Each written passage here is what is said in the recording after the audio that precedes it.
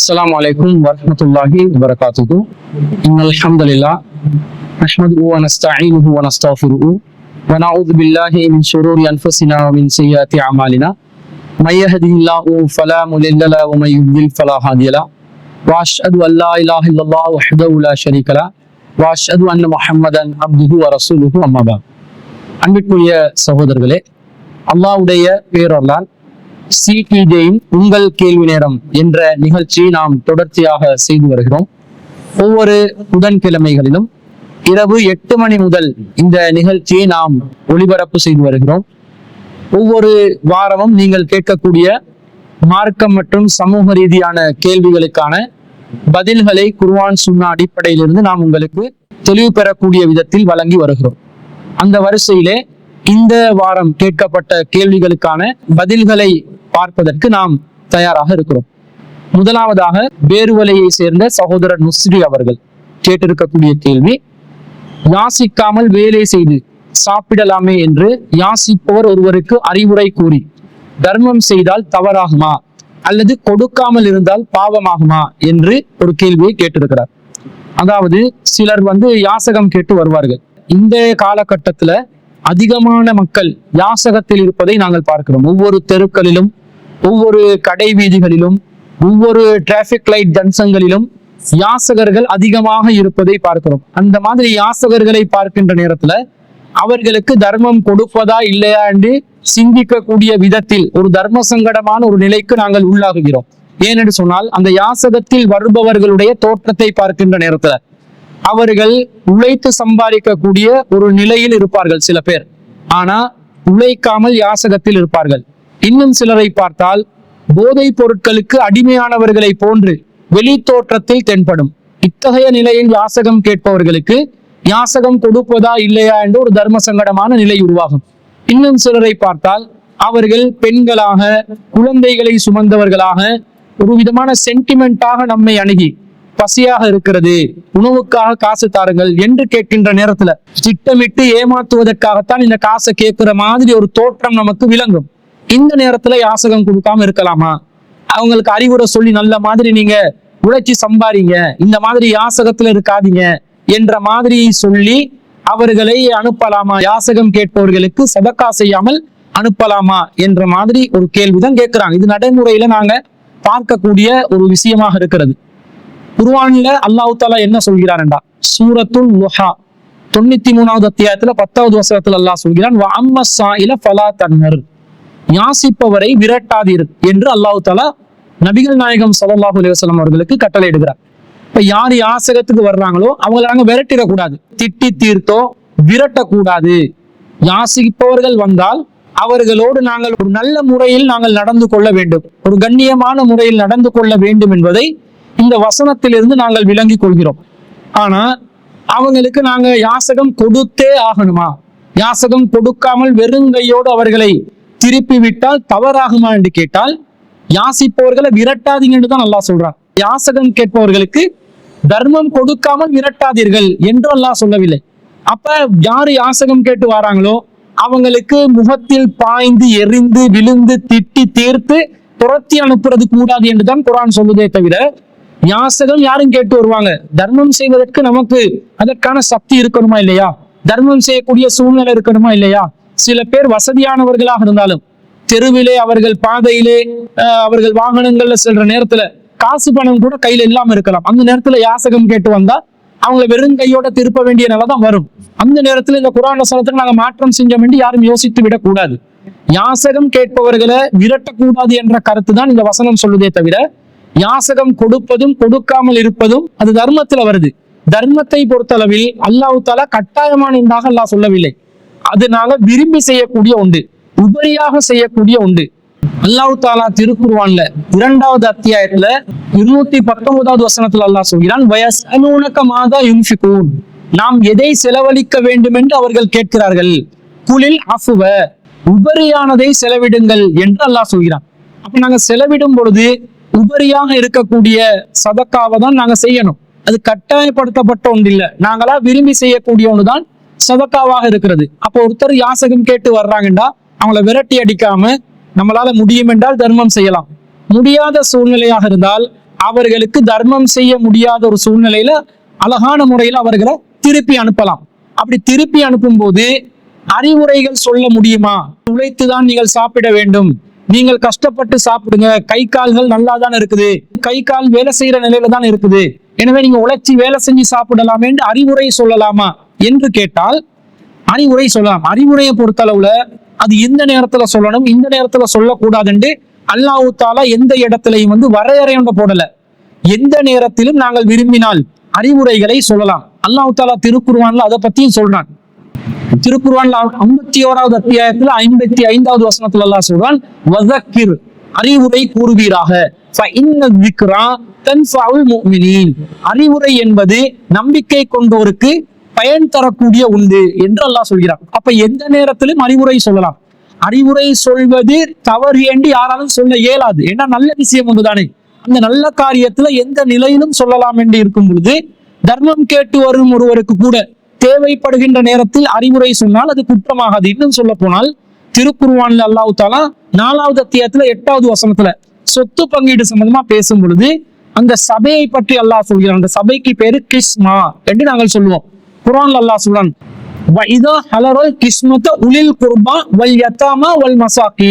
சொத்து பங்கிடும் சபைக்கு உறவினர்களோ அனாதைகளோ ஏழைகளோ ஆஜரானால் அவர்களுக்கு அல்லாஹ் என்ன செய்ய சொல்கிறான்?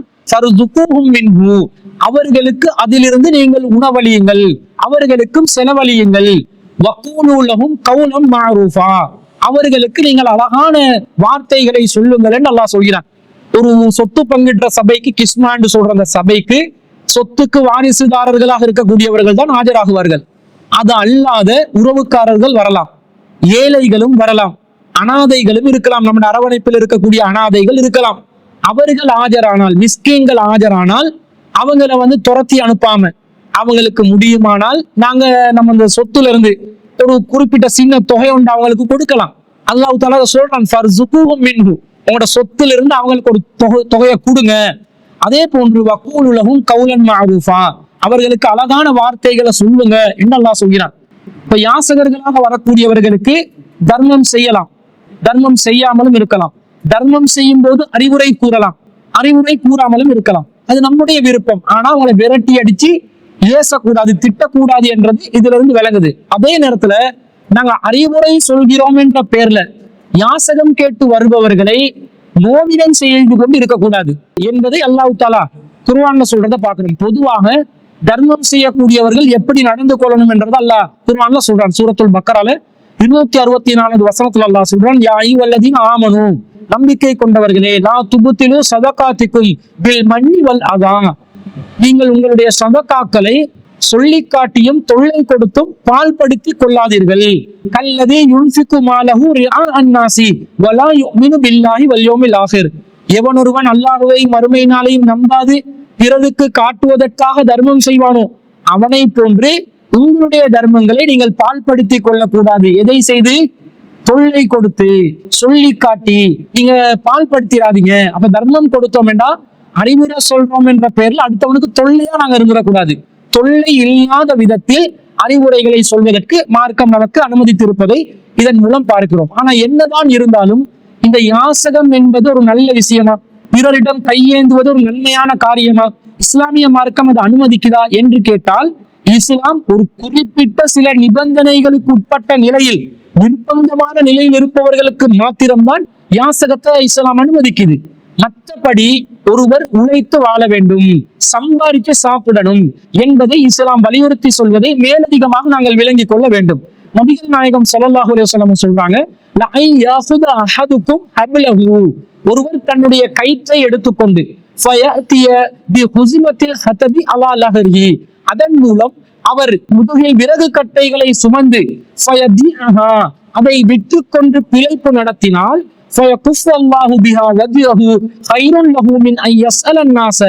அவர் பிறரிடம் யாசகம் கேட்பதை விட விறகுகளை சுமந்து வெற்றி பிழைப்பு நடத்தி அவர் சம்பாதித்து வாழுவது அவரை இழிவான நிலையிலிருந்து அவரை பாதுகாக்கும்.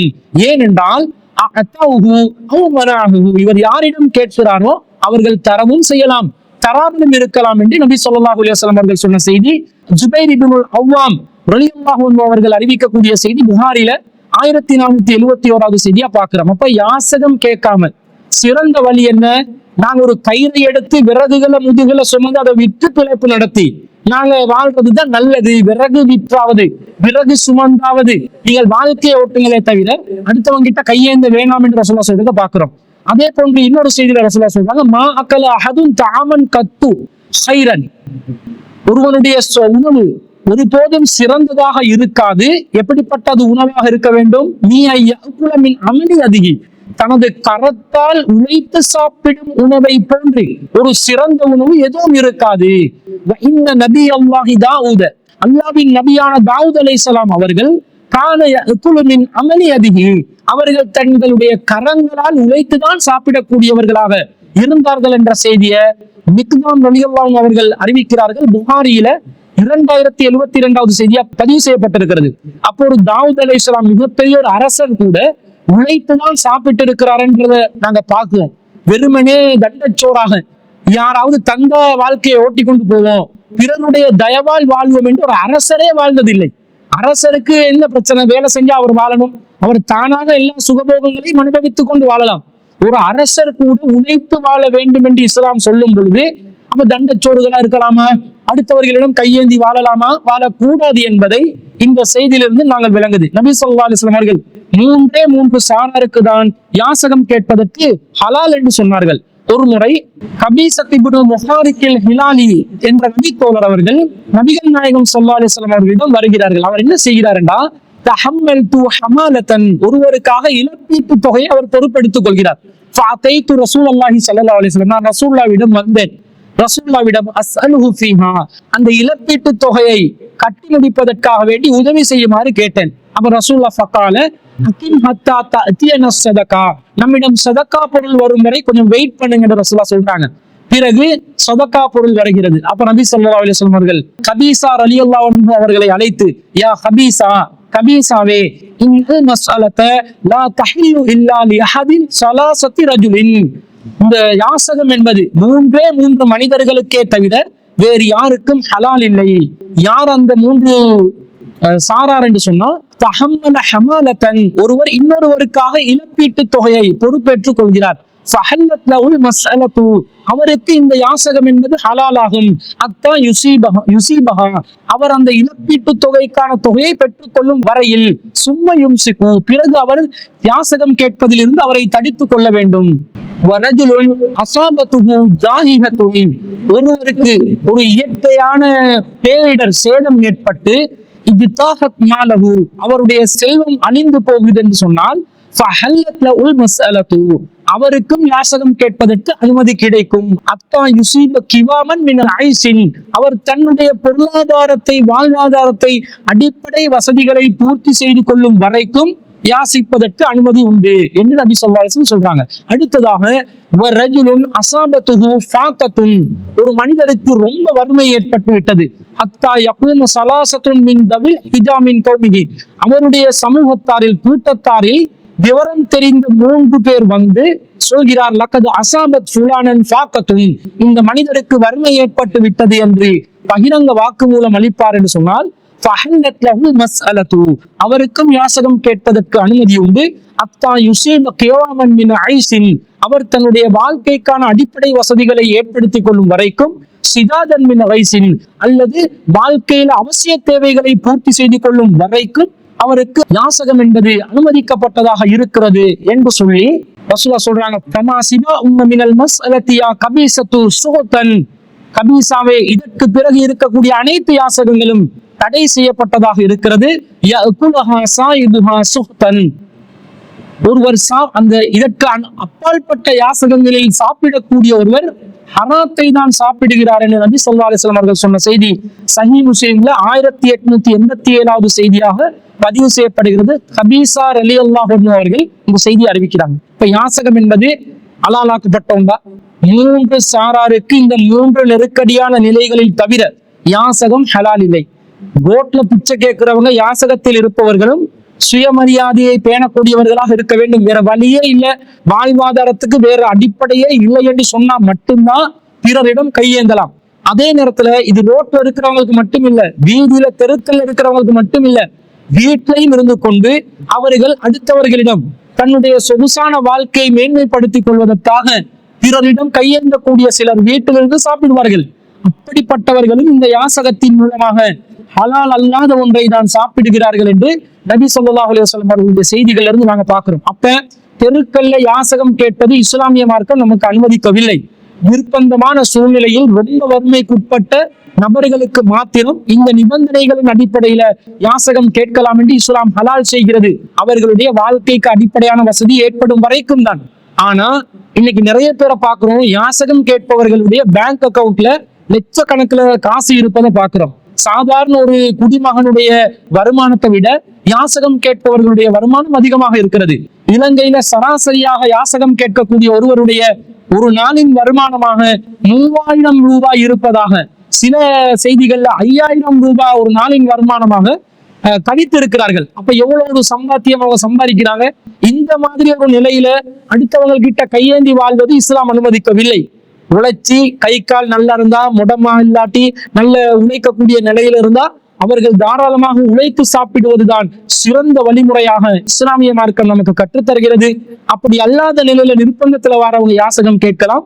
அவர்களை விரட்டி அடிக்காம தர்மம் செய்ய வசதி உள்ளவர்கள் தர்மம் செய்யுங்கள், தர்மம் செய்ய முடியாதவர்கள் முடியாது என்ற அழகான சொற்களின் மூலமாக அவர்களுக்கு அறிவுரை சொல்லி அனுப்புங்கள். தர்மம் செய்தாலோ செய்யாவிட்டாலோ அழகான மொழியில் அழகான வார்த்தைகளில் அறிவுரை சொல்லி அனுப்புவதற்கு மார்க்கத்தில் அனுமதி இருக்கிறது என்பதை இந்த செய்திகளில் இருந்து நாங்கள் விளங்கி கொள்கிறோம். வேறுவலையை சேர்ந்த சகோதரர் முஸ்ரி அவர்கள் இன்னொரு கேள்வியை கேட்டிருக்கிறார். அவர் என்ன கேட்கிறாருண்டா, உள்ளம் பன்றியை உண்ணுவதற்கு இஸ்லாத்தில் அனுமதி உண்டா என்று கேட்டிருக்கிறார். அதாவது நம் சமூகத்துல உள்ளம் பன்றி உண்ணுவதற்கு அனுமதியா இல்லையா என்பதில் ஒரு கருத்து வேறுபாடு இருக்குது. சிலர் கூடாது என்றாங்க, சிலர் கூடும் என்றாங்க. அசிலான அடிப்படையில் எப்படி முடிவெடுக்க வேண்டும் என்பதை அறியாதவர்களாகத்தான் கருத்து வேறுபாடு கொண்டிருக்கிறார்கள். பொதுவாக முள்ளம் பன்றி என்ற அந்த பன்றி என்ற பேர் இருப்பதனால உடனடியாக இது கூடாது என்ற மாதிரி சில பேர் கருத்து சொல்றாங்க. இந்த பன்றி என்ற பேர் உள்ளதனால ஒரு விலங்கு ஹராம் என்று ஆகாது. பன்றி அல்லாஹ் ஹராமாக்கி இருக்கிறான், அது அல்லாஹ் குர்ஆன்ல தெளிவாக குறிப்பிட்டு இருக்கிறான். நபி ஸல்லல்லாஹு அலைஹி வஸல்லம் அவங்களும் அது கூடாது என்று இருக்கிறாங்க. அப்ப பன்றி என்பது ஹராம், அது தனி விஷயம். உள்ளம் பன்றி என்பது ஒரு விலங்கிட பேரா இருக்குது. பேரா இருப்பதனால் அது பன்றி இனத்தை சேர்ந்ததாக நாங்க புரிந்து கொள்ளக்கூடாது. அது பன்றி இனத்தை சேர்ந்த ஒரு விலங்கு அல்ல, அது முக்களுடைய ஒரு விலங்காக இருக்கிறது. அதனால முள்ளம் பன்றி அந்த தோற்றத்தில் பார்த்தால் ஒரு பன்றி போன்ற ஒரு தோட்டத்தில் இருப்பதனால அது முள்ளம் பன்றி என்று சொல்கிறார்களே தவிர அது பன்றி இனத்தை சேர்ந்த ஒரு விலங்கு அல்ல. அப்ப இந்த விலங்கை பொறுத்தளவுல இது ஹலாலா ஹராமா என்பதை நாங்கள் ஆய்வு செய்து பார்க்கின்ற நேரத்துல ஒரு விலங்கு ஹராமாக இருப்பதற்கு அல்லாஹ் தாலா எதை ஹராம் என்று ஆக்குறானோ, நபிகள் நாயகம் ஸல்லல்லாஹு அலைஹி வஸல்லம் அவர்கள் எதை ஹராம் என்று ஆக்குறாங்களோ அதை தவிர உள்ள மற்ற எல்லா விலங்குகளும் ஹலால் என்றுதான் அர்த்தம். அப்ப இந்த முள்ளம் பன்றிய நேரடி வார்த்தைகள்ல அல்லாஹ்வோ ரசூலோ தடுத்து இருக்கிறார்கள் என்பதற்கு ஏதாவது ஆதாரம் இருந்தால்தான் அது ஹராம் என்று சொல்ல வேண்டும். அல்லாஹ் தாலா குர்ஆன்ல எங்கேயாவது முள்ளம் பன்றி கூடாது என்று சொல்லியிருந்தால் அது கூடாது என்று ஆகும். ஆனா அப்படி சொன்னதாக எந்த ஒரு செய்தியும் இல்லை. நபிகள் நாயகம் ஸல்லல்லாஹு அலைஹி வஸல்லம் அவர்கள் முள்ளம் பன்றி கூடாது ஹராம் என்று ஏதாவது சொல்லி இருக்கிறாங்களான்னு கேட்டா ஒரு பலவீனமான செய்தி இருக்கிறது. ஒரு செய்தி வருகிறது, அந்த செய்தி பலவீனமான நிலையில இருக்கிறது. அந்த செய்தி எப்படி வருது என்று சொன்னா, ஈசா இப்னு நுமைலா என்று சொல்லக்கூடியவர் தன்னுடைய தந்தை நுமைலா ரலியல்லாஹு அன்ஹு அவர்கள் மூலம் அறிவிக்கக்கூடிய ஒரு செய்தி. குன்து இந்த இப்னு உமர் ஃபஸுஇல அன் அக்லி குன்ஃபுதி, முள்ளம் பன்றி சாப்பிடுவது சம்பந்தமாக இப்னு உமர் ரலியல்லாஹு அன்ஹு அவர்களுடைய சபையில் நான் இருந்த நேரத்தில் அவரிடம் கேட்கப்படுகிறது. அப்ப இப்னு உமர் ரலியல்லாஹு அன்ஹு அவர்கள் ஃபத்தலா, அவருக்கு ஒரு குர்ஆன் வசனத்தை ஓதுறாரு. குல்லா அஜிது ஃபீமா ஊஹிய இலைய முஹர்ரமன், எனக்கு அறிவிக்கப்பட்டதில் அது ஹராமானதாக நான் காணவில்லை என்று நபியே நீங்கள் சொல்லுங்கள் என்ற ஒரு வசனம் வருது குர்ஆன்ல. அந்த வசனத்தை ஓதி காட்டி இவர் சொல்கிறார் இது ஹராம் என்று நான் அறிந்த வரையில் எங்கேயுமே ஆதாரம் இல்லை என்று சொல்கிறார். அப்ப கால ஷேஹுல் இந்தஹு, இப்னு உமர் ரலியல்லாஹு அன்ஹு அவர்களுடைய அவையில் இருந்து ஒரு முதியவர் சொல்கிறார், சமிஅத்து அபா ஹுரைரத்த யகூல், அபூ ஹுரைரா ரலியல்லாஹு அன்ஹு அவர்கள் சொன்னதை நான் கேட்டிருக்கிறேன். துக்ர இந்த நபி ஸல்லல்லாஹு அலைஹி வஸல்லம், இது பற்றி முள்ளம் பன்றி சம்பந்தமாக ரசூலுல்லாஹ்விடம் விசாரிக்கப்பட்டது. ஃபகால ஹபீஸத்துன், அது ஒரு ஹபீஸத்தும் மினல் ஹபாயிஸி, தீயவைகளில் ஒரு தீயதாக முள்ளம் பன்றி இருக்கிறது என்று நபி ஸல்லல்லாஹு அலைஹி வஸல்லம் அவர்கள் சொன்னதாக அந்த முதியவர் அறிவிக்கிறார். அப்போது ஃபகால இப்னு உமர், இப்னு உமர் ரலியல்லாஹு அன்ஹு சொல்றாங்க, இன்கான கால ரசூலுல்லாஹி ஸல்லல்லாஹு அலைஹி வஸல்லம் ஹாதா, இதை நபி ஸல்லல்லாஹு அலைஹி வஸல்லம் அவர்கள் சொல்லி இருப்பார்கள் என்று சொன்னால் அது அவர்கள் சொன்னதை போன்றுதான். ரசூலுல்லாஹ் சொன்னதாக எனக்கு தெரியல, ஆனா ரசூலுல்லாஹ் சொன்னதாக அப்படி சொல்லப்பட்டிருந்தால் அதுதான் மார்க்கம். கால மாலம் நதரி, ஆனால் ரசூலுல்லாஹ் சொன்னதாக எனக்கு தெரியாது என்று இப்னு உமர் ரலியல்லாஹு அன்ஹு அவர்கள் சொன்ன ஒரு செய்தி அபூதாவுதுல நுமைலா ரலியல்லாஹு அன்ஹு அவர்கள் அறிவித்ததாக அபூதாவுதுல 3305வது செய்தியாக பதிவு செய்யப்பட்டிருக்கிறது.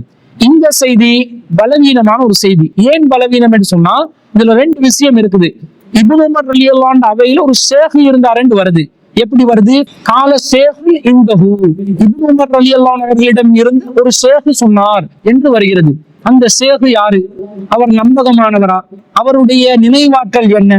அவருடைய நிலைப்பாடு என்னவென்பதை பற்றி எந்த ஒரு குறிப்பும் இல்லாததனால இவர் யார் என அறியப்படாத ஒருவராக இருக்கிறார் என்பதனால இந்த செய்தி பலவீனம் அடைகிறது. அதே நேரத்துல இந்த செய்தியை அறிவிக்கக்கூடிய அறிவிப்பாளர்களில் ஒருவரான ஈசா இப்னு நுமைலா என்று சொல்லக்கூடிய ஒருவர் வருகிறார். இவரும் மஜ்ஹூலான ஒருவர், யாரென அறியப்படாத ஒருவர். எனவே மஜ்ஹூலான, யாரென அறியப்படாத, நம்பகத்தன்மை உறுதி செய்யப்படாத, நம்பகத்தன்மை சம்பந்தமாக எந்த குறிப்பும் கிடைக்காத இருவர் வழியாக வரக்கூடிய செய்தியாக இருப்பதனால இந்த செய்தி பலவீனமான செய்தியாக இருக்கிறது. எனவே இந்த செய்தியை வைத்து முள்ளம் பன்றியை ஹராம் என்று சொல்ல முடியாது. இது அல்லாமல் பொதுவாக ரசூல் ஸல்லல்லாஹு அலைஹி வஸல்லம் ஒரு விலங்கை ஹராமாக்குவதாக இருந்தால், கோர பற்கள் இருந்தால், கோர நகங்கள் இருந்தால், அப்போது அந்த விலங்கு ஹராம் என்று கூறியிருக்கிறார்கள். அந்த வகையில முள்ளம் பன்றிக்கு கோர நகங்கள் இருக்குதான்னு பார்த்தா கோர நகங்கள் இல்லை. அதனுடைய நகத்தை வச்சு அது நிலத்தை என்ன செய்யும்? தோண்டிக் கொள்ளுமே தவிர அதன் ஊடாக, அந்த நகங்கள் ஊடாக வேட்டையாடக்கூடிய விதத்துல கோர நகங்களை வைத்து முள்ளம் பன்றி வேட்டையாடக்கூடிய ஒரு நிலை காணப்படுவதில்லை.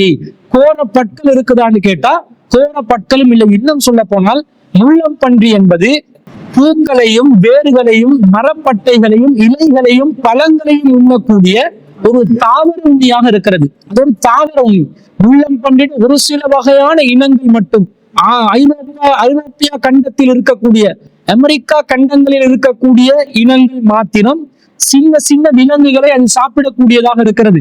அது என்ன சாப்பிடும் என்று சொன்னா, நத்தைகளையும் ஒரு சில பூச்சிகளையும் சாப்பிடக்கூடிய ஒரு நிலைதான் இருக்கிறது. இது அல்லாமல் பொதுவாக ஆசியா கண்டத்தில் இருக்கக்கூடிய முள்ளம் பன்றிகளை பொறுத்தவரையில் தாவர உண்ணிகளாக இருப்பதனால கோரப்பற்கள் உள்ள ஒரு விலங்காக அது கருதப்படவே முடியாது. ஏன்னா அது தாவர உண்ணி. தாவர உண்ணிகளுக்கு கோரப்பற்கள் இல்லை என்பதை நாங்கள் அறிந்து வைத்திருக்கிறோம். எனவே இந்த அடிப்படையில பார்த்தாலும் முள்ளம் பன்றியை ஹராமாக்குவதற்கு எந்த ஒரு அடிப்படையும் இல்லாததனால, பொதுவாக அல்லாஹ் தடை செய்யாத எல்லா விலங்கினங்களும் ஹலால் என்பதனால முள்ளம் பன்றி என்பது உடலுக்கும் கேடு விளைவிக்கக்கூடிய ஒரு இனமா என்று பார்க்கும் பொழுது அப்படியும் எந்த ஒரு செய்தியும் இல்லாததனால முள்ளம் பன்றி என்பது ஒரு ஹலாலான உணவுதான் என்பதுல எந்த ஒரு சந்தேகமும் இல்லை. முள்ளம் பன்றியை தாராளமா என்ன செய்யலாம்? உண்ணலாம். அது ஹலாலான உணவு. முறைப்படி அதை அறுத்து, அல்லாவின் பெயரை சொல்லி அறுத்து உண்ணுவதால் எந்த ஒரு பிரச்சனையும் இல்லை. மார்க்கத்தில் அதை தடை செய்யப்பட்டதற்கு எந்த ஒரு ஆதாரமும் எந்த ஒரு அடிப்படையும் இல்லாததனால அது ஹலாலான உணவு என்பது 100% உறுதியாகுகிறது என்பதை இதன் மூலம் நாங்கள் அறிந்து கொள்கிறோம். எனவே முள்ளம் பன்றி ஹராமில்லை, அதனுடைய பேரை வச்சு நாங்கள் அதை ஹராமாக்கிக் கொள்ள வேண்டிய எந்த ஒரு அவசியமும் இல்லை என்பதை அந்த சகோதரரின் கேள்விக்கான பதிலாக நாங்கள் பதிவு செய்து கொள்கிறோம். சாய்ந்த மரபிலிருந்து சகோதரர் சர்ஜூன் அவர்கள் ஒரு கேள்வியை கேட்டிருக்கிறாங்க. அவர் என்ன கேட்கிறாருன்னா, ஒருவர் பிறப்பில் இந்துவாக பிறந்திருப்பின் இந்துவாகவே மரணித்து விடுகின்றார். இவருக்கு இஸ்லாம் சென்றடையவே இல்லை. இப்படி இருக்க இவர் எவ்வாறு இஸ்லாத்தை மறுத்தவர் போலாவார் என்று ஒரு கேள்வி கேட்டிருக்கிறார். அதாவது ஒருத்தருக்கு இஸ்லாத்திட செய்தியே சென்றடையவில்லை, ஒரு முஸ்லிம் அல்லாதவராக இருக்கிறார். இந்த நிலையில அவர் எப்படி காஃபிர் என்று நாங்க சொல்லலாம்? அவர் எப்படி நரகவாதி என்று சொல்லலாம்? அவர் எப்படி இறைவனை நம்பாதவர் என்று சொல்லலாம் என்று ஒரு கேள்வியை கேட்கிறார். அதாவது ஒருவருக்கு இஸ்லாம் சென்றடையவில்லை என்றால் அவர்களை இறை மறுப்பாளர்களாக கருத முடியுமா, முஷ்ரிக்குகளாக கருத முடியுமா என்ற கேள்விக்கு பதிலளிப்பதற்கு நாங்க நபிகள் நாயகம் ஸல்லல்லாஹு அலைஹி வஸல்லம் அவர்களுடைய காலத்துல ரசூலுல்லாவுக்கு முன் சென்ற சமூகத்தை இஸ்லாம் எப்படி பார்க்கிறது என்பதை வைத்து ஒரு முடிவை எடுத்துக்கொள்ளலாம். காரணம், நபிகள் நாயகம் ஸல்லல்லாஹு அலைஹி வஸல்லம் அவர்கள் அனுப்பப்பட்ட சமூகம் இதற்கு முன்னால் தூதர்கள் வராத ஒரு சமூகமாக இருந்திருக்கிறார்கள். அல்லாஹ் தஆலா திருக்குர்ஆன்ல சூரத்து யாசீன்ல 6வது வசனத்துல 36வது அத்தியாயத்துல 6வது வசனத்துல அல்லாஹ் சொல்கிறார், லிதுந்திர கௌமன் மா உந்திர ஆபாஉஹும் ஃபஹும் காஃபிலூன். நபியே, உங்களை நாங்க யாருக்கு எச்சரிக்கை செய்பவராக அனுப்பி இருக்கிறோம் என்று சொன்னா, கவனமற்று முன்னர் எச்சரிக்கை செய்பவர்கள் அனுப்பப்படாத ஒரு சமுதாயத்திற்காகத்தான் நாங்கள் உங்களை எச்சரிக்கை செய்பவராக அனுப்பி இருக்கிறோம் என்று அல்லாஹ் சொல்கிறான். அதே போன்று அல்லாஹ் திருக்குர்ஆன்ல 32வது அத்தியாயம் சூரத்து சஜதால 3வது வசனத்தில் சொல்கிறான், அம் யகூலூன இஃப்தரா, முஹம்மது நபி இதை இட்டு கட்டினார் என்று அவர்கள் கூறுகிறார்களா, பல் ஹுவல் ஹக்கு மின் ரப்பிக, மாறாக இது அவருடைய இறைவனிடத்திலிருந்து வந்த உமது இறைவனிடமிருந்து வந்த சத்தியமாக இருக்கிறது. லிதுந்திர கௌமன் மா ஆதாஹும் மின் நதீரின் மின் கப்லிக, உமக்கு முன்னால் எந்த ஒரு எச்சரிப்பவர் வராத ஒரு சமூகத்திற்கு நீங்கள் எச்சரிக்கை செய்வதற்காகத்தான் இந்த சத்தியத்தை இறைவன் தந்திருக்கிறான் என்று அல்லாஹ் சொல்வதை நாங்கள் பார்க்கிறோம். அதே போன்று சூரத்துல் கசஸ் 28வது அத்தியாயத்துல 46வது வசனத்தில் அல்லாஹ் சொல்கிறான், வமா குன்த பிஜானிபி தூரி இது நாதைனாகு, நாங்கள் மூசாவை தூர்சினா மலையிலே அழைத்தோமே, அந்த நேரத்தில் தூர்சினா மலையின் அருகில் நீங்கள் இருக்கவில்லை. வலாக்கின் ரஹ்மத்தம் மிர் ரப்பிக, மாறாக இந்த செய்தி உங்களுக்கு அருளப்படுகிறது. எதனால் என்றால் அல்லாஹ்வுடைய அருளின் காரணமாக, உமது இறைவனின் அருளின் காரணமாக. லிதுந்திர கௌமன் மா ஆதாஹும் மின் நதீரின் மின் கப்லிக, உமக்கு முன்னால் ஒரு எச்சரிக்கை செய்பவர் அனுப்பப்படாத ஒரு சமூகத்துக்கு உண்மை எச்சரிக்கை செய்பவராக நாம் அனுப்பி இருக்கிறோம் என்று அல்லாஹ் சொல்கிறான். அப்ப இந்த வசனம் எல்லாம் என்ன சொல்லுது? நபிகள் நாயகம் ஸல்லல்லாஹு அலைஹி வஸல்லம் அவர்களுக்கு முன்னால் இருந்த சமூகம் எச்சரிக்கை செய்பவர்கள் அனுப்பப்படாத ஒரு சமூகமாக இருக்கிறார்கள். அல்லாஹ்வுடைய செய்திகள் அவர்களுக்கு சென்றடையவில்லை, எச்சரிக்கை செய்பவர் வரவில்லை என்று சொன்னால் அல்லாஹ் ஒருவன் தான் என்ற செய்தியும், அல்லாஹ்வுடைய அந்த மர்மை சம்பந்தப்பட்ட நம்பிக்கையும், அல்லாஹ்வை எப்படி வணங்க வேண்டும் என்ற அந்த சட்டதிட்டங்களையும் அந்த சமூகங்களுக்கு தெரியாத ஒரு சமூகத்துக்கு தான் அல்லாஹ் முஹம்மது ஸல்லல்லாஹு அலைஹி வஸல்லம் அவர்களை நபியாக அல்லாஹ் அனுப்புகிறார். அப்ப ரசூலுல்லாவுக்கு முன் சென்ற அந்த சமூகத்தின் நிலை என்ன, அவர்களுடைய அந்த மறுமை நிலை எப்படி இருக்கும், அவர்கள் முஸ்லிக்குகளாக காஃபிர்களாக கருதப்படுகிறார்கள் இல்லையா என்பதை நாங்கள் முடிவு செய்து கொள்ள வேண்டும். நபி ஸல்லல்லாஹு அலைஹி வஸல்லம் அவர்களுக்கு நுபுவத் கிடைப்பதற்கு முன்பதாக, அதாவது ரசூலுல்லாவுடைய 40வது வயதுக்கு முன்பதாக ரசூலுல்லாவுடைய பெற்றோர்கள் மரணித்து விடுகிறார்கள். ரசூலுல்லாவுடைய பெற்றோர்கள் சம்பந்தமாகவும் இன்னும் சில நபித்தோழர்களுடைய பெற்றோர்கள் சம்பந்தமாகவும் சில செய்திகள் வருகிறது. அந்த செய்திகளை வைத்து அவர்களை நபிகள் நாயகம் ஸல்லல்லாஹு அலைஹி வஸல்லம் அவர்கள் எப்படி சொன்னார்கள்? முஸ்லிம்களாக சொன்னார்களா, முஸ்லிக்குகளாக சொன்னார்களா, காஃபிர்களாக சொன்னார்களா, நரகவாதிகளாக சொன்னார்களா, அல்லது ஒரு சாதாரண நிலையில் அவர்கள் அல்லாஹ் மறுமையில மன்னித்து விடுவான் என்ற மாதிரி ஒரு கருத்தில் சொன்னார்களா என்பதை நாங்கள் ஆய்வு செய்வதற்கு ரசூலுல்லாவுக்கு முன்னால், நுபுவத்துக்கு முன்னால் வாழ்ந்த நபியின் பெற்றோர்களுடைய விஷயத்திலிருந்து, சில நபித்தோழர்களுடைய பெற்றோர்களுடைய விஷயத்திலிருந்து நமக்கு ஒரு முடிவு எடுக்க முடியும். ரசூலுல்லாவுடைய தாயார் சம்பந்தமாக என்ன நிலை வருகிறது? ரசூலுல்லா பிறந்து 6வது வயதிலே ரசூலுல்லாவின் தாயார் அவர்கள் வஃபாத் ஆகி விடுகிறார்கள். நபி ஸல்லல்லாஹு அலைஹி வஸல்லத்துக்கு 40வது வயசுலதான் நுபுவத் இறை செய்தி கிடைக்கிறது. அப்ப அதற்கு முன்பதாகவே ரசூலுல்லா எச்சரிக்கை செய்பவராக அனுப்பப்படுவதற்கு முன்பதாகவே ரசூலுல்லாவின் தாயார் அவர்கள் மரணித்து விட்டார்கள். இவர்களுடைய நிலை என்ன? நபி ஸல்லல்லாஹு அலைஹி வஸல்லம் அவங்க சொல்றாங்க, இஸ்தகன்து ரப்பி அன் அஸ்தக்ஃபிர லி உம்மி, என்னுடைய தாயாருக்காக வேண்டி பாவ மன்னிப்பு கேட்பதற்காக நான் எனது இறைவனிடத்தில் அனுமதி கேட்டேன். ஃபலம் யஅதன் லி, இறைவன் எனக்கு அனுமதி தரவில்லை. வஸ்தகன்துஹு அன் அஸூர கப்ரஹா, பிறகு அவர்களுடைய கபரை ஜியாரம் செய்வதற்கு, தரிசனம் செய்வதற்கு, பார்த்து வருவதற்கு நான் அனுமதி கேட்டேன். அதற்கு எனக்கு அல்லாஹ் தஆலா அனுமதி தந்தான் என்ற செய்தியை ரசூல் ஸல்லல்லாஹு அலைஹி வஸல்லம் அவர்கள் சொன்னதாக அபூ ஹுரைரா ரலியல்லாஹு அன்ஹு அவர்கள் அறிவிக்கிறார்கள். சஹீஹ் முஸ்லிம்ல 1776வது செய்தியாக பதிவு செய்யப்பட்டிருக்கிறது. அப்ப நபி ஸல்லல்லாஹு அலைஹி வஸல்லம் அவர்களுடைய தாயாருக்காக வேண்டி இஸ்திக்ஃபார் செய்வதற்கு, பாவம் மன்னிப்பு கேட்பதற்கு ரசூல் ஸல்லல்லாஹு அலைஹி வஸல்லம் அவர்கள் முனைகிறார்கள், முயற்சி செய்கிறார்கள். அதற்கு அல்லாஹ்விடத்திலே அனுமதி கேட்கிறார்கள். ஏன் அனுமதி கேட்கிறாங்க? அவர்கள் இஸ்லாத்துக்கு முன்பதாகவே மரணித்து விட்டார்கள், ஜாஹிலியத்தில் மரணித்து விட்டார்கள், அறியாமையில் மரணித்து விட்டார்கள். இஸ்லாத்தில் ஓரிரை கொள்கையை ஏற்றுக்கொள்ளாமல் அவர்கள் மரணித்து விட்டார்கள். இந்த நிலையில் அவர்களுடைய மறுமை நிலை பாழடைந்து விடக்கூடாது என்பதற்காக அவர்களுக்காக பாவ மன்னிப்பு கேட்க வேண்டும் என்றுதான் அல்லாஹ்வின் தூதர் ஸல்லல்லாஹு அலைஹி வஸல்லம் பாவ மன்னிப்பு கேட்கிறாங்க. அல்லாஹ் அனுமதித்தானா? அனுமதிக்கவில்லை.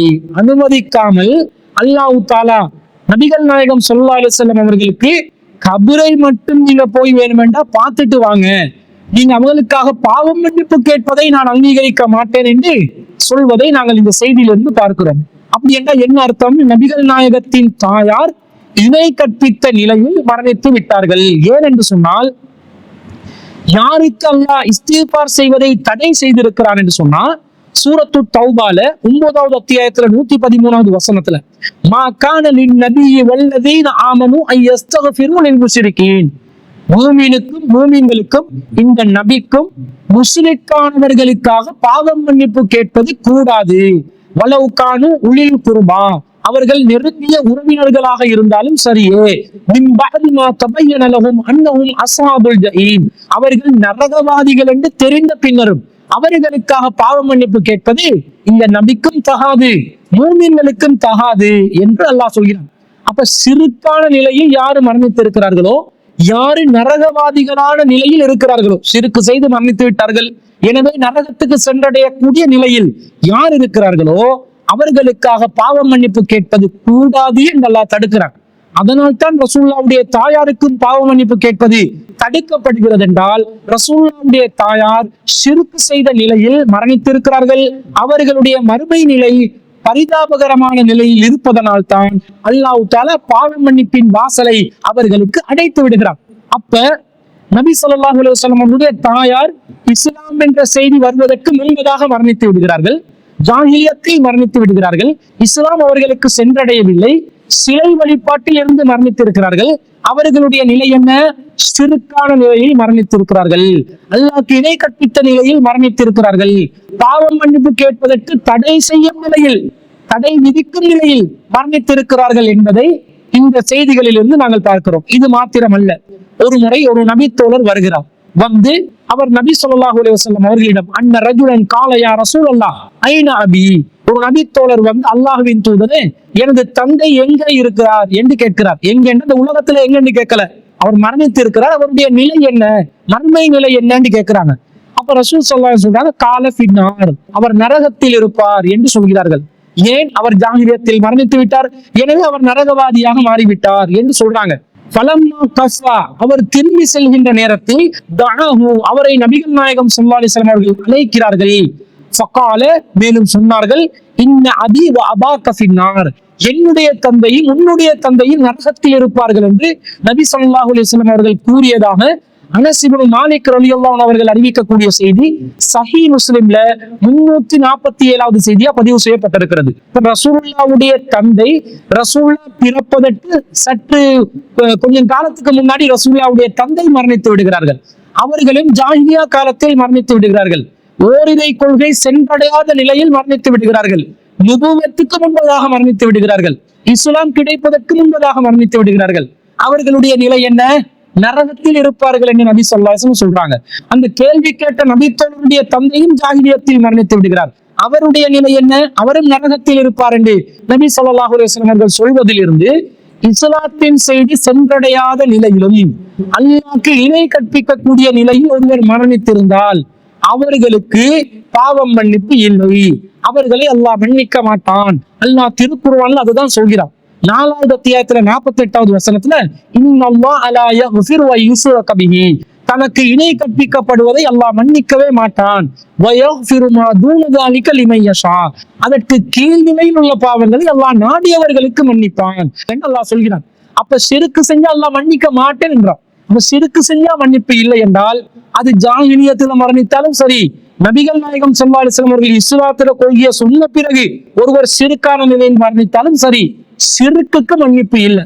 அப்ப என்ன நாங்க விளங்கி கொள்ளணும் என்றா, ஒருத்தருக்கு அல்லாஹ்வை பத்தின செய்தியில கடவுள் சம்பந்தப்பட்ட செய்தியில ஓரிரை கொள்கை விஷயத்துல அவருடைய மனசாட்சியின் அடிப்படையிலானது, அதை அவர் ஏற்றுக்கொண்டே இருக்க வேண்டும். அதுல யாரும் மாற்றம் செய்யலாம். இந்த அல்லாவே அவர் ஒத்துக்கொள்ள வேண்டாம், அல்லாவே யாருன்னு தெரியலண்டா, அவரை எப்படி மறுமையில அல்லாஹ் பாஸ் ஆக்குவான்? ஒருத்தரை வந்து ஒரு சட்டக்கல்லூரி நுழைவு என்று வைத்துக் கொள்ளுங்களேன், ஒரு உதாரணமாக சொல்வதாக இருந்தா, சட்டக்கல்லூரி நுழைவு பரீட்சைக்காக வேண்டி ஒருவர் இருந்து அந்த பரீட்சையில் எழுத வேண்டும். எழுதினால்தான் அவர் என்ன செய்யலாம், சட்டக்கல்லூரிக்கு அவருக்கு நுழைவு கிடைக்கும். அவர் பாஸ் என்று சொன்னா அந்த சட்டக்கல்லூரியில எடுப்பாங்க. இது வேற ஸ்கூலா இருந்தாலும் சரி, மெடிக்கல் காலேஜா இருந்தாலும் சரி. ஒருத்தர் என்ன செய்கிறார், எக்ஸாமுக்கு நிக்க மாட்டேன் என்றாரு, நான் பரீட்சை எழுத மாட்டேன் என்கிறார். சட்டக்கல்லூரியின் அதிபரை நான் என்னுடைய அதிபராக ஒத்துக்கொள்ள மாட்டேன் என்கிறார். அவருடைய சட்ட திட்டங்களை நான் என்னென்று எனக்கு தெரியாது என்கிறார். நான் அவரை அதிபராகவே ஏற்றுக்கொள்ளவில்லை, அந்த சட்டக்கல்லூரியுடைய சட்ட திட்டங்களையும் நான் மதிக்கவில்லை என்கிறார். அவரை வந்து சட்டக்கல்லூரியில் அதிபர் அவரை பாஸ் ஆக்குவாரா? பாஸ் ஆக்க மாட்டார். ஏன்? நீ முதல்ல என்ன ஏற்றுக்கொண்டு இருக்கணும், என்ன பிரின்சிபல் என்று ஒத்துக்கொண்டு இருக்கணும். நான் வைக்கிற பரீட்சையில நீ வந்து உட்காரணும், அதுல நீ சித்தி அடையணும். அப்படி இருந்தா தான் உனக்கு நான் என்ன செய்வேன், நுழைவிடத்தை தருவேன், என்னுடைய கல்லூரியில் படிப்பதற்கு உனக்கு அனுமதியை தருவேன் என்று ஒரு சட்ட கல்லூரியில அதிபர் தீர்மானிக்கிற நிலையில இருக்குதுன்னு சொன்னா, அல்லாஹ் வந்து இந்த உலகத்தை படைச்சவன், பரிபாலிப்பவன், பராமரிப்பவன், பாதுகாப்பவன், சகல ஆற்றலும் உள்ளவன். அந்த இறைவனே இறைவன் என்று ஏற்றுக்கொள்ளாமல் ஒருத்தர் வந்து நான் சொர்க்கத்துக்கு போகணும் என்று முடிவெடுத்தா இறைவன் கொடுப்பானா? முதல்ல என்ன நீ இறைவனாக ஏற்றுக்கொள், அப்பதான் உன்னை என்ன செய்வேன், உனக்கான அந்த பரிசை தருவேன். நீ தப்பு செய்தால் கூட நான் உன்னை மன்னிப்பேன். என்னை ஒரே ஒரு இறைவன் என்பதை ஏற்றுக்கொள்ளாமல், எனக்கு செலுத்த வேண்டிய மரியாதையை செலுத்தாமல், நீ எனக்கு செய்ய வேண்டிய சரியான கடமைகளை வணக்கங்களை செலுத்தாமல், என்னை மதிக்காமல் நீ வாழ்ந்தால் உன்னை நான் மன்னிப்பதற்கு தயாரில்லை, உன்னை அங்கீகரிப்பதற்கு தயாரில்லை, உனக்கு சொர்க்கம் தருவதற்கு தயாரில்லை என்று இறைவன் அறிவிக்கிறான். இந்த நிலை எக்காலத்துக்கும் பொருந்தும். அது ரசூலுல்லாஹ்வுடைய காலத்துக்கு முன்னாடி இருந்த ஜாஹிலியா மக்களுக்கும் பொருந்தும். இப்ப இருக்கக்கூடிய காலத்துல கூட இஸ்லாம் சென்றடையாத நிலையில ஒருத்தர் இருக்கிறதா சொல்றீங்களே, அவர்கள் கூட இஸ்லாம் சென்றடையாவிட்டாலும் பரவாயில்லை, அவர்களுடைய பகுத்தறிவு, அவர்களுக்கு ஓரிரை கொள்கையை அவர்களுக்கு கண்டிப்பாக சென்றடைய வைத்திருக்க வேண்டும். அல்லாஹ் யாரென்று தெரியாம இருக்கலாம், ஆனால் கண்டிப்பாக கல்லு மண்ணு கடவுளாக முடியாது என்ற பகுத்தறிவு அவர்களுக்கு வேலை செய்ய வேண்டும். கடவுள் யாரென்று என்னால் அறிந்து கொள்ள முடியவில்லை, கடவுளின் தன்மைகள் எனக்கு எதுவென்று தெரியவில்லை, ஆனால் பல கடவுள்கள் கடவுள்களாக இருக்க முடியாது என்பதை அவருடைய மனசாட்சி அவரை உணர்த்தி வைத்திருக்க வேண்டும். அதுல அவர் கோட்டை விட்டுட்டார் என்று சொன்னா, அவர் வந்து என்னதான் அவர் ஒரு நல்ல மனிதராக வாழ்ந்தாலும் கடவுளை உண்மையான முறையில் கண்ணியப்படுத்தாதனால், ஒமா கதருல்லாஹ் ஹக்க கதரிஹி, அல்லாஹ்வை கண்ணியப்படுத்த வேண்டிய விதத்தில் அவர்கள் கண்ணியப்படுத்தாததனால் அவர்களுக்கு இழிவு ஏற்படும், அவர்கள் மறுமையில் தோல்வி அடைவார்கள் என்பதுதான் இஸ்லாம் சொல்லக்கூடிய ஒரு விளக்கமாக இருக்கிறது, ஒரு நிலைப்பாடாக இருக்கிறது, சரியாகவும் இருக்கிறது. லாஜிக்கலி அது ஏற்றுக்கொள்ளக்கூடிய ஒரு நிலையிலும் இருக்கிறது. இன்னும் சொல்ல போனா, இந்த காலத்துல யாருக்காவது ஒருத்தருக்கு அல்லாஹ்வுடைய செய்தி தெரியாது என்று சொல்ல முடியுமா? அல்லாஹ்வின் தூதருடைய செய்தி தெரியாது என்று சொல்ல முடியுமா? எவ்வளவு செய்திகள் போகுது. கிட்டத்தட்ட உலகத்துல அல் குர்ஆனுடைய மொழியாக்கங்கள் மட்டும் 130 மொழிகளில் மொழியாக்கம் செய்யப்பட்டிருக்கிறது. இந்த உலகத்துல இருக்கக்கூடிய மொழிகள்ல 130 மொழிகளில் திருக்குர்ஆன் மொழிபெயர்க்கப்பட்டிருக்கிறது. இந்த உலகத்துல எந்த மொழி முடுக்கல எவன் வாழ்ந்தாலும் திருக்குர்ஆனுடைய மொழிபெயர்ப்பு வாசிக்கக்கூடிய விதத்தில் இருக்கிறதா இல்லையா? தமிழ் மொழியில எத்தனை வகையான மொழிபெயர்ப்புகள், சிங்கள மொழியில் எத்தனை வகையான மொழிபெயர்ப்புகள், சமூக ஊடகங்களை எடுத்துக்கொண்டால் Facebook இருந்தாலும் சரி, யூடியூபாக இருந்தாலும் சரி, அதிகமான மக்கள் சீரழிந்து தெரியக்கூடிய டிக்டாக்காக இருந்தாலும் சரி, இன்ஸ்டாகிராமாக இருந்தாலும் சரி, எல்லாத்திலையும் மார்க்க செய்திகள் பரவலாக சிதறடிக்கப்பட்டிருக்கிறது. புறக்கிக் கொள்றதுதான் இருக்கிற விஷயம். கல்வி சிதறடிக்கப்பட்ட நிலையில் ஏகத்துவம் பல இடங்களிலும் கொட்டக்கூடிய நிலையில் இருக்கிறது. அதை அள்ளிக்கொள்வதற்கு முன்வராமல் எனக்கு சென்றடையவில்லை என்று யாராலும் இந்த காலத்தில் ஒருத்தருக்கு சொல்லவே முடியாது. உண்மையிலும் சென்றடையவில்லை என்றாலும் அவர்கள் பகுத்தறிவை வைத்து ஓர் இறைவனை, கல்லு மண்ணு கடவுள் இல்லை, பல கடவுள்கள் இருக்க முடியாது, மனிதர்கள் கடவுளாக முடியாது, மரமட்டைகள் கடவுளாக முடியாது, மரணித்தவர்கள் கடவுளாக முடியாது என்ற பகுத்தறிவு ரீதியான சிந்தனையில் ஓர் இறைவனை ஏற்றுக்கொண்டிருந்தால் சட்டம் சம்பந்தப்பட்ட விஷயங்கள்ல வழிபாடு செய்யறது எப்படின்னு தெரியல, அவங்களுக்கு இறைவனுக்கு செய்ய வேண்டிய கடமைகள் என்னன்னு தெரியல, கடைப்பிடிக்க வேண்டிய சட்டதிட்டங்கள் என்னன்றது அதுல கூட இறைவன் மன்னிப்பான். ஏன்னா அதுக்கு கீழ் நிலையில் உள்ளது அல்லாஹ் நாடியவர்களுக்கு மன்னிப்பான். ஆனா இந்த அடிப்படையான விஷயத்துல, சிறுக்கன்ற விஷயத்துல யாருக்கும் மன்னிப்பு இல்லை என்பதிலிருந்து இந்த காலத்துல கூட இந்த செய்தி சென்றடையாவிட்டால் அவர்கள் முஷ்ரிக்குகளாகத்தான், பல கடவுள்களை வணங்கக்கூடியவர்களாக இருந்தால் முஷ்ரிக்குகளாக இணை கற்பித்தவர்களாக கருதப்படுவார்கள். அதே நிலையில் அவர்கள் மரணித்தார்கள் என்று சொன்னா அவர்களுடைய மறுமை நிலை நிரந்தர நரகத்துக்குரிய நிலைதான் என்பதுல எல்முனை அளவும் சந்தேகம் இல்லை. அந்த குறித்த சகோதரி சம்பந்தமாக அல்லது ஒரு முஸ்லிம் அல்லாத சகோதரர்கள் சம்பந்தமாக உங்களுக்கு கவலை ஏற்படுகிறது என்று சொன்னால் மார்க்கத்தை பிரச்சாரம் பண்ணுங்க. அதிகமான அளவு மார்க்கத்தை கொண்டு செல்லக்கூடிய, மார்க்கத்தை எட்டி வைக்கக்கூடிய வாசல்களை தரங்க. அதுதான் மனசாட்சிப்படி நாங்கள் அவர்களுக்காக மனிதநேயத்தின் அடிப்படையில செய்யக்கூடிய கடமையாக, ஒரு மனிதநேய செயற்பாடாக இருக்கிறது என்பதை இந்த கவலையிலிருந்து நாங்கள் விளங்கிக் கொள்கிறோம். கவலைப்படுவீங்கன்னு சொன்னா மார்க்கத்தை பிரச்சாரம் பண்ணுங்க. அதிகமான அளவு முஸ்லிம் அல்லாத சகோதரர்களுக்கு இஸ்லாத்தின் நல்ல செய்திகளை எடுத்து சொல்லி மறுமையில இந்த கொள்கையை நீங்கள் ஏற்றுக்கொள்ளாமல் மரணித்தால் பரிதாபகரமான நிலையில் நிரந்தரமாக நரகத்தில் சொட்டு புசுக்கப்படுவீர்கள் என்ற செய்தி அவங்களுக்கு எத்தி வைப்பதுதான் நம் மீது கடமையாக இருக்கிறது. அந்த கடமையை இன்னும் அதிகமா செய்யணும் என்று இதன் மூலம் உணரணுமே தவிர அதுக்காக மார்க்கத்தில் உள்ள நிலைப்பாடை நமக்கு மாற்றி சொல்ல முடியாது என்பதை இந்த சகோதரனின் கேள்விக்கு பதிலாக நாங்கள் பதிவு செய்து கொள்கிறோம். அப்புறணையை செய்த இன்னொரு சகோதரர் கேள்வி கேட்டிருக்கிறார். என்ன கேட்கிறாருன்னா, உண்மையான உலமாக்கள் யார்? உலமாக்களின் சிறப்பு என்ன? அவர்களுக்கு தனி கண்ணியம் கொடுக்க வேண்டுமா என்று கேட்கிறார். அதாவது மௌலவிமார்கள், ஆலிம்கள், உலமாக்கள் என்று சொல்லக்கூடிய ஒரு சாரார் நம்முடைய சமூகத்தில் இருக்கிறார்கள். அவர்கள் மார்க்கத்தை மக்களுக்கு கற்றுக் கொடுக்கக்கூடிய நிலையில் இன்னும் பல மார்க்கத்துக்கு உடன்படாத பல செயற்பாடுகளை செய்யக்கூடிய நிலையில் இருக்கிறார்கள். இந்த நிலையில இந்த உலமாக்கள் என்று சொல்லக்கூடியவர்கள் அல்லாஹுவின் பார்வையில் உண்மையான உலமாக்கள் யார்? அல்லாஹுவின் தூதர் வழிகாட்டியதின் பிரகாரம் உண்மையான உலமாக்கள் யார் என்பதை நாங்கள் எவ்வாறு அறிந்து கொள்வது என்று கேட்கிறார்கள். பொதுவாக திருக்குர்ஆனில் அல்லாஹ் தஆலா இந்த உலமாக்களாக இருக்கக்கூடியவர்கள் எப்படி இருக்க வேண்டும் என்பதை பற்றி நமக்கு ஒரு வழிகாட்டலை தருகிறார். அல்லாஹ் தஆலா நபிகள் நாயகம் சம்பந்தமாக சொல்லும் பொழுது திருக்குர்ஆன்ல சூரத்து ஷுஆரால 192வது வசனத்திலிருந்து 197வது வசனம் வரைக்கும் அல்லாஹ் தஆலா ஒரு செய்தியை சொல்கிறான். என்ன சொல்கிறான்? இந்த குர்ஆன் இருக்கிறதே, இது அல்லாஹ்விடம் இருந்து இறக்கி அருளப்பட்டது. இதை ரூஹுல் ஹமீம், நம்பிக்கையான ரூஹ் இதை இறக்கினார். அலா கல்பிக லிதகூன மினல் முன்திரீன், உங்களுடைய உள்ளத்திற்கு இறக்குகிறார். எதற்காக என்று சொன்னா லிதகூன மினல் முன்திரீன், நீங்கள் எச்சரிக்கை செய்பவராக ஆக வேண்டும் என்பதற்காக. பிலிசானின் அரபியின் முபீன், தெளிவான அரபு மொழியில் இது அருளப்பட்டிருக்கிறது.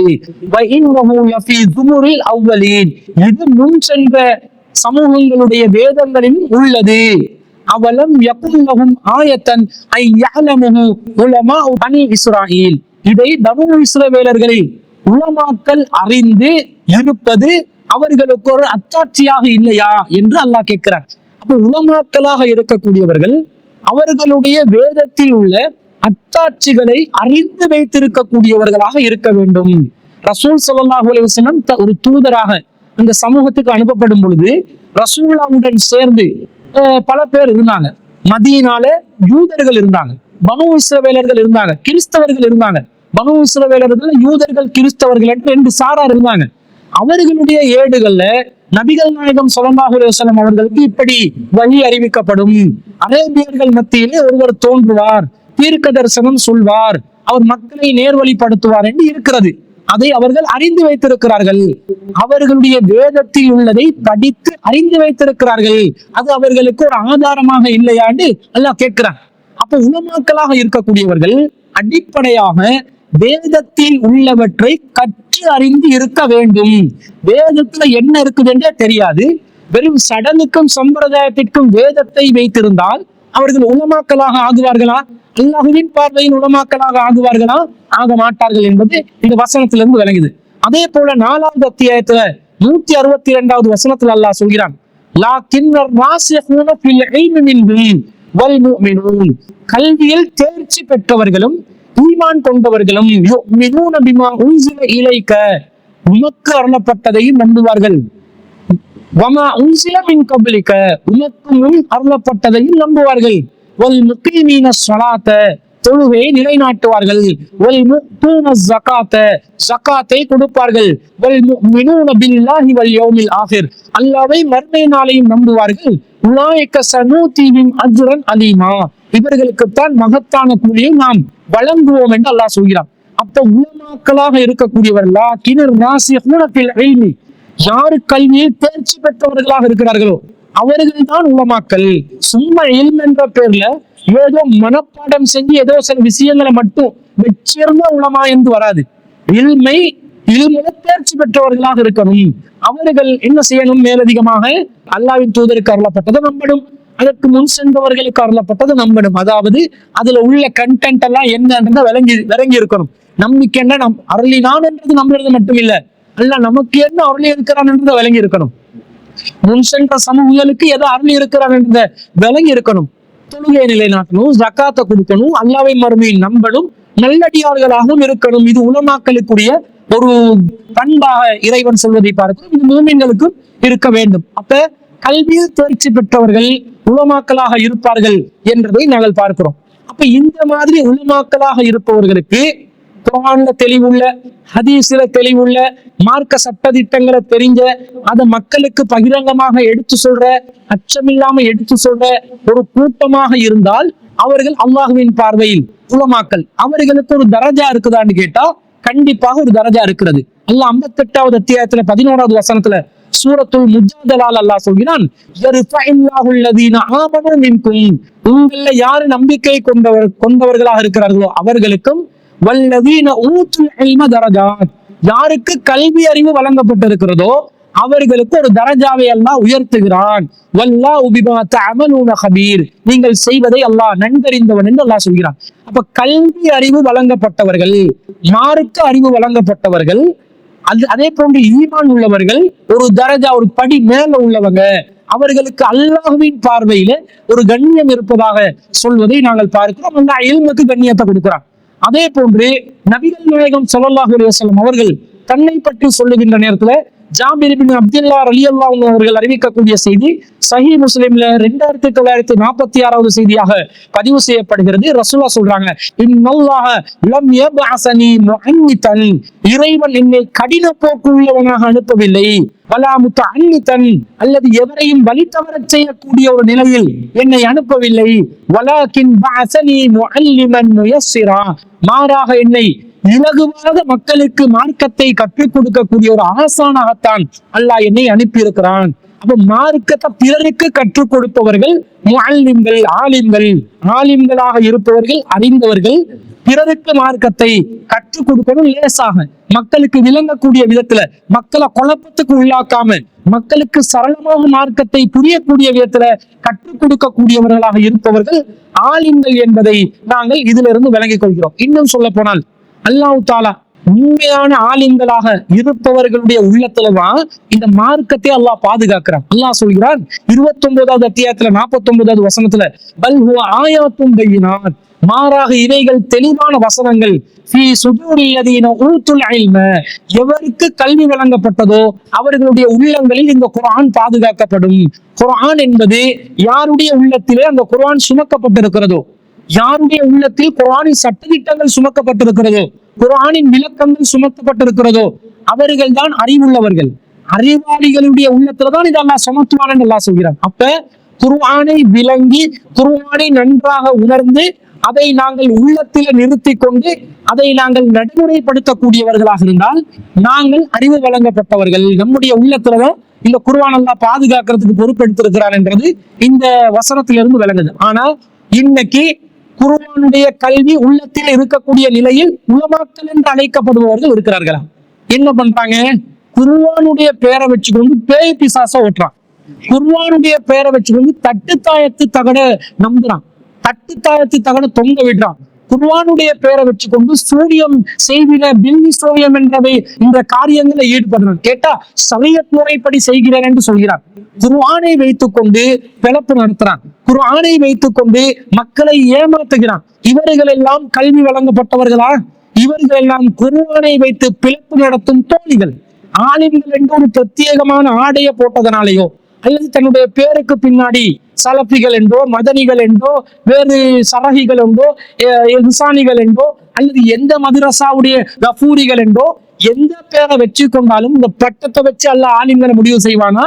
விஷயத்தை வச்சு அல்லாஹ் முடிவு செய்வானா? இவர்களுக்கு மார்க்கத்துல எவ்வளவு விளக்கம் இருக்குது, மார்க்கத்தை எவ்வளவு பேணுதலாக இவர்கள் பாதுகாக்கிறார்கள், மார்க்கத்தை எவ்வளவு மக்களுக்கு இவர்கள் கற்றுக் கொடுக்கிறார்கள், மார்க்கத்துல அடிப்படை சட்டங்களை எந்த அளவுக்கு விளங்கி வச்சிருக்கிறாங்க என்பதை வைத்து அல்லாஹ் உலமாக்களை முடிவு செய்வாங்க.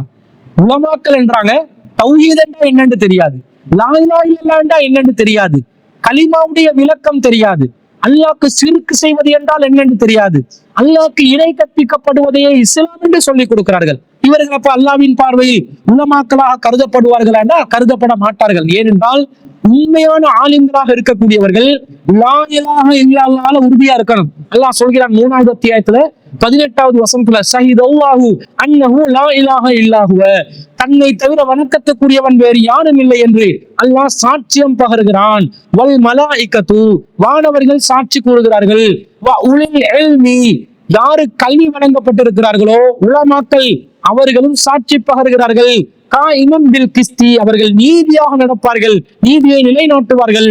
லா இலாஹ இல்லாஹுவல் அஸீஸுல் ஹகீம், வணக்கத்துக்குரியவன் அவனை தவிர யாரும் இல்லை, அவன் மிகைப்பவன், ஞானமிக்கவன் என்று அல்லாஹ் சொல்கிறான். அப்ப உலமாக்களாக இருக்கக்கூடியவர்கள் எப்படி அல்லாஹ் தன்னை தவிர வணக்கத்துக்குரியவன் யாரும் இல்லை என்று சாட்சி சொல்கிறானோ, எப்படி மாணவர்கள் லா இலாஹ இல்லல்லாஹ்வுக்கு சாட்சி சொல்கிறார்களோ, அதே மாதிரி உலமாக்கள் கலிமாவுக்கு சாட்சி சொல்ல வேண்டும், கலிமாவை பூமியில் நிலைநிறுத்த வேண்டும், ஏகத்துவத்தை நிலைநாட்ட வேண்டும், சிறுக்கான காரியங்களுக்கு எதிரான பிரச்சாரங்களை ஆணித்தரமாக அவர்கள் மக்கள் மத்தியிலே முன்வைக்க வேண்டும், மக்கள் மத்தியிலே கொண்டு செல்ல வேண்டும், நியாயமாக நடக்க வேண்டும், பக்கச்சார்பாக நடக்கக்கூடாது, கலிமாவிலே தௌஹீதிலே நியாயவான்களாக இருக்க வேண்டும். ஆனா இன்னைக்கு உலமாக்கள் என்ன செய்யறாங்க? பெரும்பான்மையை பார்த்து முடிவெடுக்கிறாங்க, மக்களை பார்த்து முடிவெடுக்கிறாங்க. மக்களுக்கு ஏதாவது என்ன சொல்லணும் என்றா மக்கள் ஏதாவது நினைச்சிருவாங்க, இதை சொன்ன மக்கள் நமக்கு எதிர்வா கிளம்பிடுவாங்க, அல்லது நம்மளை பள்ளியில இருந்து துரத்தி அனுப்பிடுவாங்க, நம்முடைய சம்பளத்துக்கு ஆப்படிச்சிருவாங்க, நம்முடைய வருமானத்தை இல்லாமல் ஆக்கிடுவாங்க என்று நினைச்சு மார்க்கத்தை சொல்லாமல் யாரு மூடி மறைக்கிறார்களோ அவர்கள் அல்லாஹுவின் பார்வையில் உலமாக்களாக முடியாது, அவர்கள் அல்லாஹுவின் பார்வையிலே நரகத்துக்குரியவர்களாக மாறிவிடுவார்கள் என்பதை நாங்க இந்த செய்திகள்ல இருந்து பார்க்கிறோம். எந்த அளவுக்கு சொன்னா அல்லாஹ் தஆலா சொல்கிறான், அல்லாஹ்வை அஞ்சக்கூடிய நன்மக்களாக உலமாக்கள் இருப்பார்கள் என்று அல்லாஹ் சொல்கிறான். இன்னமா யஹ்ஷல்லாஹ பில் இபாதில் உலமா, யார் அல்லாஹ்வின் அடியார்களில் அல்லாஹ்வை அதிகம் அஞ்சுவார்களோ அவர்கள் அறிஞர்கள் தான் என்று அல்லாஹ் சொல்கிறான். இன்னல்லாஹ் அஸீஸுன் கஃபூர், அல்லாஹ் மிகைப்பவன் மன்னிப்பவன் என்று அல்லாஹ் சொல்கிறான். அல்லாஹ்வுடைய அடியார்கள்ல அல்லாஹ்வை அதிகமாக அஞ்சக்கூடிய நிலையில் உலமாக்கள் இருப்பார்கள். என்றா இந்த மார்க்கத்தை அல்லாஹ் கஞ்சி பேசணுமா இல்லையா? இந்த மார்க்கத்தை மக்கள் மத்தியில கொண்டு போய் சேர்க்கணுமா இல்லையா? சடங்கு செய்யறாங்க, சம்பிரதாயம் செய்யறாங்க, இன்னும் ஜும்மா மேடைகள் அசாக்கோட கையில வச்சு கொண்டு இருக்கிறாங்க. அதுக்கு ஆதாரம் இருக்குதா இல்லையா பாக்குறாங்க. இல்ல, இன்னும் சடங்கு சம்பிரதாயமாக ஒரு ஜனாசா வீடாக இருந்தாலும், ஒரு மையத்து வீடாக இருந்தாலும், ஒரு கல்யாண வீடாக இருந்தாலும், எல்லா மஜ்லிஸ்களிலும் பித்அத்துகளை சர்வ சாதாரணமாக அரங்கேற்றுகிறார்கள். இவர்கள் எப்படி அல்லாஹ்வின் பார்வையில் உலமாக்களாக கருதப்பட முடியும்? மேல கருப்பு கோட் போட்டதுனாலயோ, அல்லது பெரிய ஒரு ஜுப்பாவை நீட்டமாக உடுத்ததுனாலயோ, பெரிய 6 முழம் தலப்பாவை கட்டி கொள்றதுனாலயோ, பச்சை கலர்லையும் கருப்பு கலர்லையும் தலப்பாவை கட்டி கொள்றதுனாலயோ ஒருவர் உலமா என்று அல்லாஹ்வின் பார்வையில் கருதப்படுவாரா? அவர்கிட்ட மார்க்க விளக்கம் எவ்வளவு இருக்குது, மார்க்கத்தை அவர் சரியா சொல்கிறாரா இல்லையா என்பதை வைத்துதான் அவர் அல்லாஹ்வின் பார்வையில் உலமாவா இல்லையா என்பது தீர்மானிக்கப்படும் என்பதை நாங்கள் இதன் மூலம் விளங்கிக் கொள்கிறோம். ஆனால் மக்களுக்காக வேண்டி மார்க்கத்தை வளைக்கக்கூடிய, மார்க்கத்தை ஒழிக்கக்கூடியவர்களாக நாங்கள் இன்று பலரையும் பார்க்கிறோம். அபூ ஹுரைரா ரலியல்லாஹு அன்ஹு அவர்கள் பல செய்திகளை அறிவித்துக் கொண்டிருந்தார்கள். அவர் பல செய்திகள் நபிகள் நாயகம் ஸல்லல்லாஹு அலைஹி வஸல்லம் அவர்கள் சம்பந்தப்பட்ட செய்திகள் அறிவிப்பதையே அவர் மீது ஒரு விமர்சனமாக முன்வைத்தார்கள். அப்ப கேட்கிறாங்க, நீங்க ஏன் இவ்வளவு அதிகமா அறிவிக்கிறீங்க என்று கேட்ட நேரத்துல அவர் என்ன சொன்னார்? அல் குர்ஆனில் 2 வசனங்கள் இருக்கிறது, அந்த வசனங்கள் மாத்திரம் இல்லாவிட்டால் நான் ஒரு செய்தியாவது அறிவிச்சிருக்க மாட்டேன் என்று அபூ ஹுரைரா ரலியல்லாஹு அன்ஹு அவர்கள் கூறிய செய்தி புகாரியில் நாங்கள் பார்க்கிறோம். என்ன 2 வசனம்? 2வது அத்தியாயத்துல 159வது வசனம், இன்னல்லதீன யக்துமூன மா அன்ஸல்னா மினல் பையினாத்தி வல் ஹுதா மின் பஅதி மா பையன்னாஹு லின்னாஸி ஃபில் கிதாப், வேதத்தில் மக்களுக்கு தெளிவுபடுத்தப்பட வேண்டும் என்று அல்லாஹ் அருளிய நேர்வழியையும் தெளிவான சான்றுகளையும் யார் மறைக்கிறார்களோ அவர்களுக்கு உலாய்க யல்அனுஹுமுல்லாஹ், அல்லாஹ் அவர்களை சபிக்கின்றான். வயல்அனுஹுமுல்லாஹினூன், சாபத்துக்கு தகுதியான வானவர்களும் சாபம் செய்வதற்கு தகுதியுள்ளவர்களும் அவர்களை சபிக்கிறார்கள் என்று அல்லாஹ் சொல்கிறான். அதே போன்று அடுத்த வசனம் 260 இல்லல்லதீன தாபு, யார் தன்னை திருத்திக் கொள்கிறார்களோ, வ அஸ்லஹு, யார் சீர் செய்து கொள்கிறார்களோ, வ பய்யனு, யார் தெளிவுபடுத்துகிறார்களோ, ஃபஉலாயிக அதூபு அலைஹிம், அவர்களை நான் மன்னித்து விடுவேன். வ அன தவ்வாபுர் ரஹீம், நான் தௌபாக்களை ஏற்றுக்கொள்ளக்கூடிய நிகரற்ற அன்புடையவனாக இருக்கிறேன் என்று அல்லாஹ் சொல்கிறான். அப்ப இந்த 2 வசனத்தை அபூ ஹுரைரா ரலியல்லாஹு அன்ஹு அவர்கள் ஆதாரமா காட்டுறாங்க. அல்லாஹ்வுடைய வேதத்துல மக்களுக்கு தெளிவுபடுத்த வேண்டிய வஹிய யாரு மறைக்கிறார்களோ, சான்றுகளை யாரு மறைக்கிறார்களோ, யாரு நேர்வழியை மறைக்கிறார்களோ அவர்களுக்கு அல்லாஹ்வின் சாபம் இறங்கும் என்று அல்லாஹ் சொல்லி இருக்கிறான். எனவேதான் நான் இவ்வளவு அறிவிக்கிறேன் என்றாங்க. இந்த அச்சம் இன்றைய காலத்தில் இருக்கக்கூடிய உலமாக்களிடம் இருக்கிறதா? நீங்கள் அறிந்த மார்க்கத்தை அச்சமில்லாமல் மக்களுக்கு பயப்படாமல் முன்வைக்கிறீர்களா, அல்லது மக்களுடைய முகஸ்துதியை பார்க்கிறீர்களா? பள்ளி ட்ரஸ்டி போர்ட்ல ஒரு வட்டி மூசா இருந்தா, வட்டி மூசா ஒருவனை பள்ளி ட்ரஸ்டி போர்ட்ல தலைவனாக்கினால் அந்த வட்டி மூசாக்கு எதிராக பயான் பண்ணுவதற்கு அச்சம், அவர்களை எதிர்த்து நிற்பதற்கு அச்சம். அப்ப எல்லாம் உலமாக்கலாம். நீங்க அப்ப காசுக்கு என்ன செய்றீங்க? வாலாட்டுறீங்க, நன்றி செலுத்துறீங்க, அல்லாஹ்க்கு நன்றி செலுத்தவில்லை. இந்த நிலையில் மார்க்கத்துல ஹலால் ஹராம் எதுவென்பதை பகிரங்கமாக மக்கள் மத்தியிலே எடுத்து உரைத்து மக்களுக்கு அழகான அறிவுரைகள் ஊடாக ஆதாரத்தின் அடிப்படையிலே மக்களை யார் நல்வழிப்படுத்துகிறார்களோ அவர்கள் தான் அல்லாஹ்விடத்தில் உலமாக்கள். மற்றவர்கள் வேடதாரிகள், அல்லாஹ்வின் சாபத்துக்குரியவர்கள், சபிப்பதற்கு தகுதியானவர்களுடைய சாபம் இறங்கக்கூடியவர்கள். என விளையாடுவது அல்லாஹ்வுடைய மார்க்கத்துல விளையாடுபவர்களை, நாடகம் போடுபவர்களை, ஆடைகளால் அலங்கரித்து வேஷம் போடுபவர்களை அல்லாஹ் தஆலா மன்னிக்க மாட்டான். மார்க்கத்தை எடுத்து சொல்லுங்க. உலமாக்கள், மௌலைமார்கள் என்று யாரெல்லாம் இருக்கிறீர்களோ அல்லாஹ்வை மட்டும் மன்னிங்க. நீங்க தான் ஒவ்வொரு பள்ளிவாசலையும் நிர்வகிக்கணும். நீங்க தான் ஒவ்வொரு பள்ளிவாசலையும் மார்க்கத்துல உள்ளதை எடுத்து சொல்ற தைரியசாலிகளா இருக்கணும். மக்கள் உங்களோட கண்ட்ரோல்ல இருக்கணும். நீங்க மக்கள்கிட்ட கண்ட்ரோலுக்கு போக கூடாது. நீங்க எப்ப மக்கள்கிட்ட கண்ட்ரோலுக்கு போவீங்களோ அவர்களுடைய அஹ்வாக்களை நீங்கள் பின்பற்றுவீர்கள், மனோ இச்சைகளை பின்பற்றுவீர்கள். அப்படி மனோ இச்சைகளை பின்பற்ற நேர்ந்தால் நீங்கள் நேர்வழி பெற்றவர்களாக மாட்டீர்கள். 2வது அத்தியாயத்தில் 145வது வசனத்தில் அல்லாஹ் சொல்கிறான், வல இன் தபஅத அஹ்வாஹும் மின் பஅதி மா ஜாஅக மினல் இல்ம், நபியே உங்களுக்கு இல்ம் வந்த பிறகு, அறிவு வந்த பிறகு மக்களுடைய மனோ இச்சைகளை நீங்கள் பின்பற்றினால் இன்னக இதல்ல மினல் ஸாலிமீன், நீங்களும் அநீதி இழைத்தவர்களில் ஒருவராக மாறிவிடுவீர்கள் என்று அல்லாஹ் சொல்கிறார். அல்லாஹ்வின் தூதருக்கு அல்லாஹ் இல்ம கொடுத்துட்டான், நேர்வழியா கொடுத்துட்டான், அறிவை கொடுத்துட்டான். மக்கள் ஒன்றை சொல்றாங்க, அவங்க விரும்பினதை செய்யணும் என்றாங்க. நபியே கூட அந்த மக்கள் சொல்ற அந்த மனோ இச்சைக்கு பின்னாடி போனா நபியே அநீதி இழைத்தவர், அநியாயம் செய்தவராக ஆகிவிடுவார் என்று அல்லாஹ் எச்சரிக்கிறான். என்றா உங்களுடைய நிலை என்ன? உலமாக்கள் என்ற பெயர்ல இருக்கிறவங்க மக்களிட மனோ இச்சைகளை பின்பற்றி அல்லாஹ்வின் பார்வையில நீங்கள் அநியாயக்காரர்களாக போகிறீர்களா? அநியாயக்காரர்கள் ஆகக்கூடாது என்ற மார்க்கத்தை உடைச்சி சொல்லுங்க. அப்படிப்பட்ட உலமாக்கள் தான் அல்லாஹ்வின் பார்வையில் உலமாக்கள். அவர்களுக்கு பிரத்யேகமான கண்ணியம் எதுவும் இல்லை. ஒரு அந்தஸ்து சமூகத்துல இருக்குது, மதிப்பாங்க மக்கள். அந்த மதிப்பை கூட அவங்க மிஸ்யூஸ் பண்ணிக்கொள்ள கூடாது. அவர்களும் சாதாரண மனிதர்களாக வாழணும். ரசூலுல்லாஹ் இந்த சமூகத்துல நம்பர் 1 ஆலிம், முஅல்லிமாக, மிகப்பெரிய உலமாவாக இருந்தவர்கள். அவர்களை கூட சஹாபாக்கள் வேறு விதமான பிரத்யேகமான மரியாதைகளை கொடுத்து மரியாதை செலுத்தல. தனக்காக எந்திரிச்சு நிற்பதை ரசூல் அங்கீகரிக்கல, தன்னுடைய காலில் விழுவதை ரசூல் அங்கீகரிக்கல. ரசூல் ஸல்லல்லாஹு அலைஹி வஸல்லம் அவர்கள் சாதாரண மக்களோடு மக்களாக வாழ்ந்திருக்கிறார்கள் என்ற வகையில ஆடையிலும் வித்தியாசம் இல்லாமல் சர்வ சாதாரண நிலையில் இருந்திருக்கிறார்கள். ஒரு சிறந்த மனித புனிதர், மிகப்பெரிய ஆளின் கூட மக்களோடு இரண்டரை கலந்து வாழ்ந்திருக்கிறார்கள். என்றா உங்களுக்கு தனியா பிரத்யேகமான ஆடைகள் வைக்க வேண்டிய அவசியம் இல்லை. தலப்பாக்கள் 6 முழங்கள்ல போட்டதனால நீங்க உலமாக்களாக உங்களை காட்டிக்கொள்ளணும் என்ற அவசியம் இல்லை. மக்களோட மக்களா வாழ்ந்து மக்களுக்கு நேர்வழியை சொல்லி தைரியமாக மார்க்கத்தை சொல்லக்கூடிய நிலையில தான் ரசூல் ஸல்லல்லாஹு அலைஹி வஸல்லம் அவர்கள் இருந்தார்கள். அந்த நிலையில தான் உலமாக்களும் இருக்கணும், பிரத்யேகமான அந்தஸ்தில். ஆனா அறிவுக்கு கண்ணியம் கொடுத்தாங்க. அந்த கண்ணியத்தை நாங்க எதிர்பார்க்க கூடாது. ஒருத்தர் தந்தால் அது வரம்பு மீறாத விதத்தில் பாதுகாத்துக் கொள்ள வேண்டும் என்பதை நாங்கள் புரிந்து கொண்டு இப்படிப்பட்ட உலமாக்கள் தான் அல்லாஹ்வின் பார்வையில் உலமாக்களாக ஆகுவார்கள் என்பதை அந்த சகோதரனுடைய கேள்விக்கு பதிலாக நாங்கள் பதிவு செய்து கொள்கிறோம். திஹாரியை சேர்ந்த ஒரு சகோதரி, அவங்க பேரை குறிப்பிட்டுல, அவங்க கேட்கிறாங்க, இஸ்லாத்தில் திருமணம் செய்யும் போது அழகாக 2 சாட்சிகளை வைத்து முறைப்படி செய்வது போல் ஏன் விவாகரத்தில் மட்டும் சாட்சிகள் தேவையில்லை என்று பல இமாம்களின் மத்தியில் கருத்து வேறுபாடு காணப்படுகிறது. கணவன் எந்த நேரத்திலும் எப்படியானாலும் பெண்களை விவாகரத்து செய்வதால் அங்கு பெண்களின் உரிமை மறுக்கப்படுகிறது. இஸ்லாம் பெண்களின் உரிமைகளையும் பெண்களுக்கு எந்த விதத்தில் கேடு விளைவிப்பது இல்லை. ஆனால் இந்த செயல் பெண்களுக்கு ஒரு ஆபத்தான நிலையாக மாறி வருகிறது.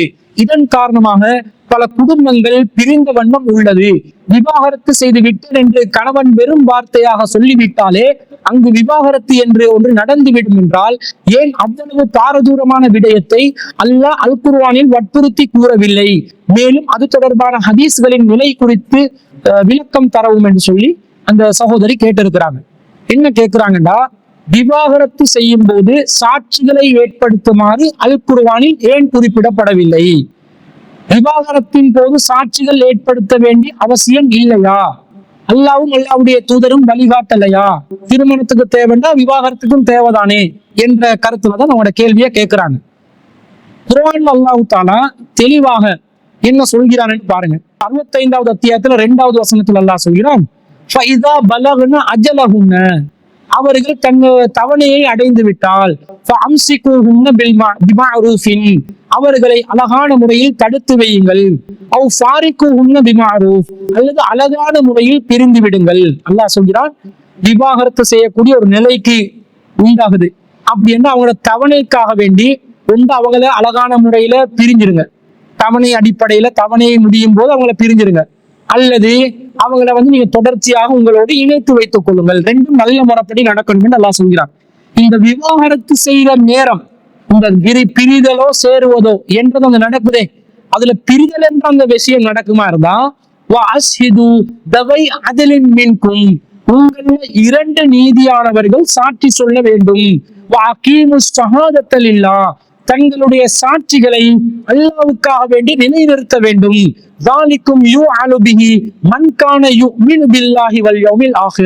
யார் அல்லாஹ்வை மறுமை நாளையும் நம்புகிறார்களோ அவர்களுக்கு இது அறிவுரையாக கூறப்படுகிறது என்று அல்லாஹ் சொல்வதை பார்க்கிறோம்.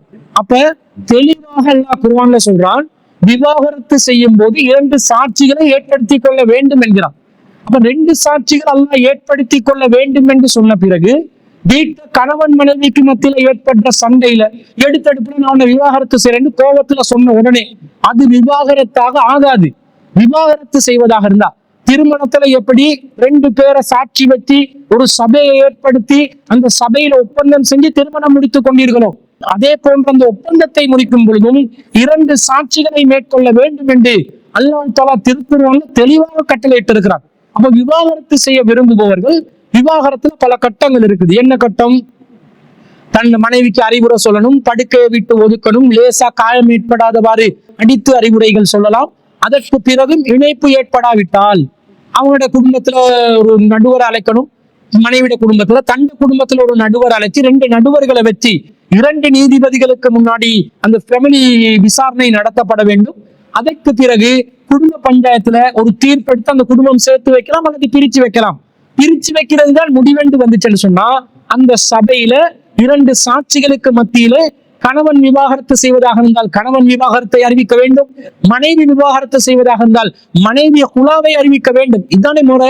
இப்படித்தானே அல்லாஹ் தஆலா குர்ஆன்ல சொல்லி காட்டுறான். இதுதானே ரசூலுடைய காலத்துல நடந்துச்சு. ரசூல் ஸல்லல்லாஹு அலைஹி வஸல்லம் அவருடைய காலத்துல கூட பெண்கள் தனக்கு விருப்பமில்லாதவர்களை திருமணம் முடித்திருந்தால் அவர்கள் சபைக்கு வருவார்கள். நபிகள் நாயகத்தை ஊர் ஜமாத் தலைவராக இருந்த அந்த ஆட்சியிலும் ரசூலுதான் தலைவர், அல்லாஹ்வின் தூதர் நபி ஸல்லல்லாஹு அலைஹி வஸல்லம் அவர்கள் தான். அப்ப தூதராகவும் ஆட்சி தலைவராகவும் இந்த ரசூலுல்லாவிடம் வந்து அந்த முறைப்பாட்டை செய்வார்கள். ரசூலுல்லாஹ் சாட்சியாக இருந்தால் என்ன செய்வார்கள்? விவாகரத்தை செய்து வைப்பார்கள். அப்ப இந்த மாதிரி நபிகள் நாயகம் ஸல்லல்லாஹு அலைஹி வஸல்லம் அவருடைய காலத்துல சாட்சிகள் ஏற்படுத்தப்பட்ட நிலையில் தான் விவாகரத்தும் செய்யப்பட்டிருக்கிறது. இங்கே குர்ஆன்ல அல்லாஹ் விவாகரத்தை செய்யும் போது சாட்சிகளை ஏற்படுத்த சொல்கிறான். பெண்களை அல்லாஹ் தஆலா வீணான முறையிலே அவர்கள் அநீதி இழைக்கப்படக்கூடிய நிலையில் அவர்களை கைவிட மாட்டான். அல்லாஹ் தெளிவா சொல்கிறான். இந்த சாட்சியத்தை தேவைப்படும் போது அல்லாஹ்வுக்காக வேண்டி நிலைநிறுத்தவும் வேண்டும். பெண்கள் ஏமாந்து விடக் கூடாது. விவாகரத்து செய்யப்படுகின்ற நேரத்துல அந்த பெண்ணுக்கு மத்தா என்ற ஒரு தொகையை எடுத்து கொடுக்க வேண்டும். மத்தா என்பது அந்த பெண் திருப்தியாக கணவனுடைய துணை இல்லாமல் வாழ்வதற்கு திருப்திகரமான ஒரு பொருளாதார வசதியாக இருக்க வேண்டும். அதை யாரு எடுத்து கொடுக்கிறது? அந்த சபையில சாட்சிகளாக இருந்து நடுவர்களாக விசாரித்து அந்த விவாகரத்தை யாரு செய்து வைக்கிறார்களோ அவர்கள் முன்னிலையில சாட்சிகள் மத்தியில் இந்த விவாகரத்து நடந்தால்தான் அந்த மத்தாவை எடுத்து கொடுக்க முடியும். அதே போன்று பெண் இத்தா காலத்தில் அந்த பெண்ணுக்கான செலவையும் முழுமையாக கணவன் தான் பொறுப்பேற்றுக் கொள்ள வேண்டும். அந்த இத்தா காலத்தில் பெண் கணவனுடைய வீட்டில் தான் இருக்க வேண்டும். நீங்க எங்க குடியிருக்கிறீர்களோ அங்கே உங்களுடைய மனைவிமார்களை குடியமர்த்துங்கள் என்றெல்லாம் சொல்கிறான். அப்ப அதற்கான ஏற்பாடுகளை செய்து கொடுக்க வேண்டும். விவாகரத்து செஞ்சிட்டேன் என்று இத்தா காலத்துக்குள்ள ஊட்ட விட்டு துரத்த முடியாது. அப்படி துரத்துற கணவன்மார்களுக்கு ஒரு கடிவாளத்தை போட்டு இந்த மார்க்க சட்டத்தை நிலைநாட்டுவதற்கு இந்த சபை தேவை, ஒரு 2 சாட்சிகள் தேவை. அதே போன்று குழந்தைகள் இருந்தால் அந்த குழந்தைகள் யாருடைய பொறுப்பில் வந்து விடுவார்கள். குழந்தைக்கு பால் ஊட்டக்கூடிய நிலையில் தாய் இருந்தால் அதற்கான செலவினங்களை தந்தை கொடுக்க வேண்டும். இது எல்லாத்தையும் செய்வதாக இருந்தால் அதுக்கென்று ஒரு சபையை கூட்டணும். அந்த சபையில சாட்சிகளை ஏற்படுத்தி தான் விவாகரத்து நடக்கணும். இதுதான் இஸ்லாமிய வழிமுறை. இலங்கை நாட்டு சட்டத்திலையும் காதி நீதிமன்றம் என்று நீதிமன்ற முறை இருக்கிறது. அதுல பல திருத்தங்கள் வரணும். ஆனால் தற்போது நிலவுகின்ற காதி நீதிமன்றங்கள்ல கூட காதி நீதிபதி முன்னாடி விவாகரத்து சொல்லப்பட வேண்டும். பிறகு அந்த விவாகரத்துக்கான சாட்சிகள் ஏற்படுத்தப்பட்டு முறைப்படி விவாகரத்து நடக்கணும். இந்த தேவையான மத்தா, கொடுப்பனவு, ஜீவனாம்சம் எல்லாத்தையும் காதி நீதிபதி முறைப்படி அந்த பெண்ணுக்கு எடுத்து கொடுக்க வேண்டும். பெண் சுழா விடுவதாக இருந்தால் அந்த பெண் கணவன் கொடுத்த மகரை திருப்பி கொடுத்துடணும். அதே நேரத்துல பெண் அந்த உலாவுடைய நேரத்துல கணவனை விட்டு ஒரே அடியாக வெளியே சென்று விடலாம்.